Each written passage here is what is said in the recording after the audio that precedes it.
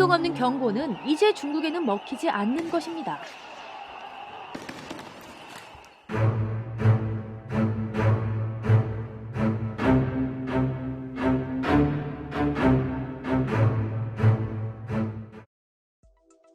안녕하세요. 세계는 지금 TV원입니다. 시청자 여러분의 구독과 좋아요는 영상 제작에 큰 힘이 됩니다. 지난 2015년 우산혁명으로부터 10년 뒤인 2025년의 홍콩을 무대로 한 저예산 디스토피아 영화 10년이 만들어졌습니다.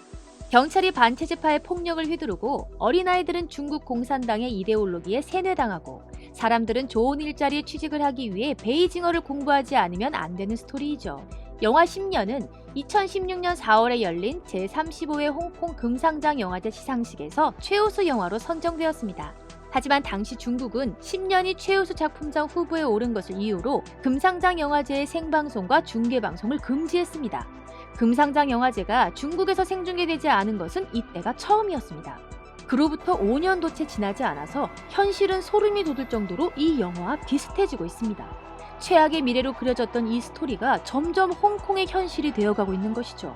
작년부터 홍콩의 경찰은 반체제파에게 가차없이 폭력을 휘두르고 있습니다. 민주주의 활동가나 정치가들이 사실무근의 용의로 체포된 케이스도 많았죠.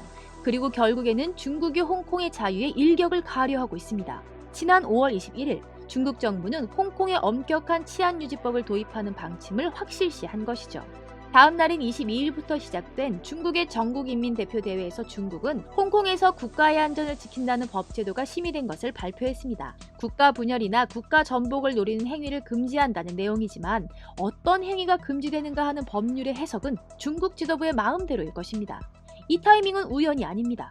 중국 정부는 19 위기를 이용해서 국제사회에서의 영향력을 더욱 확고히 하려는 것과 홍콩을 압박하는 것을 강화하려고 하고 있습니다. 지금 홍콩에서는 감염 확대 방지책으로 공공장소에서 8명을 넘는 집회를 금지하고 있습니다. 그래서 지금 당장 대규모 집회를 여는 것은 어려운 상황이죠. 뿐만 아니라 많은 사람들이 감염을 두려워해서 대규모 집회에 참여하는 것 자체를 꺼려하고 있습니다.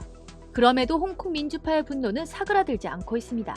24일에는 수천 명이 항의 집회를 열었고 홍콩 경찰은 감염 예방 조치를 명분 삼아 최루탄과 고무총을 동원해 집회를 강제 해산시켰습니다.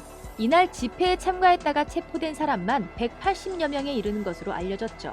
그리고 조만간 24일 집회를 넘어서는 대규모 집회가 다시 시작될 것입니다. 이번 중국의 보안법 사태는 홍콩의 수많은 민주활동가들이 이전부터 우려해왔던 일입니다. 올 9월에 예정되어 있는 홍콩의 입법회 선거에도 대혼란이 일어날 것이 분명한 상황이죠.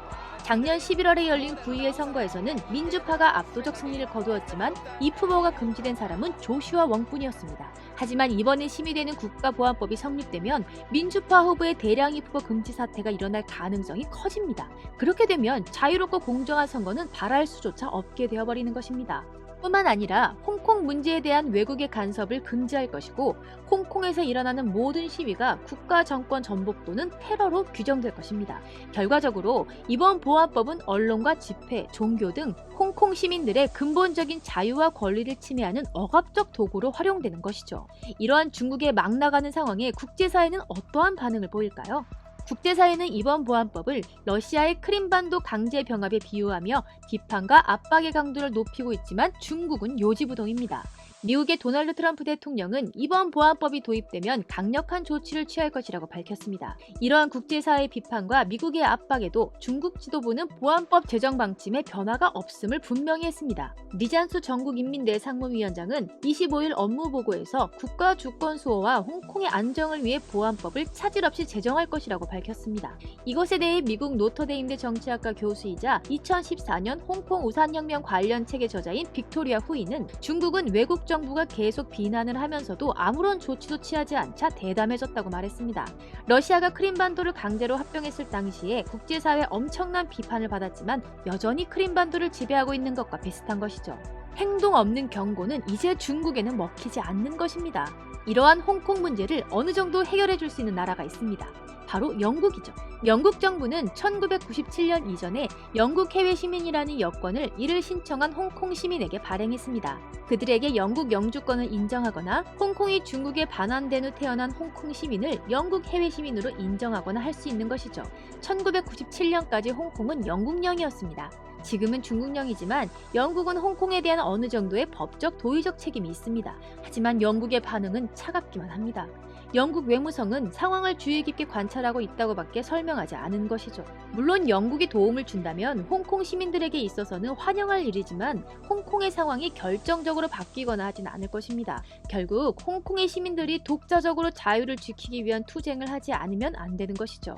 중국은 이번 전 세계적인 시19 위험 속에서 자신들의 야욕을 확실하게 드러내고 있습니다.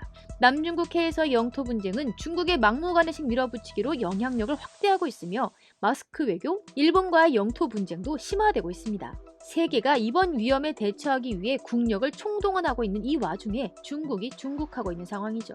논란의 홍콩 보안법의 입법은 오는 28일 강행할 것이 확실시되고 있습니다. 과연 이 사태가 중국의 역대급 실수가 될까요? 아니면 그 반대가 될까요?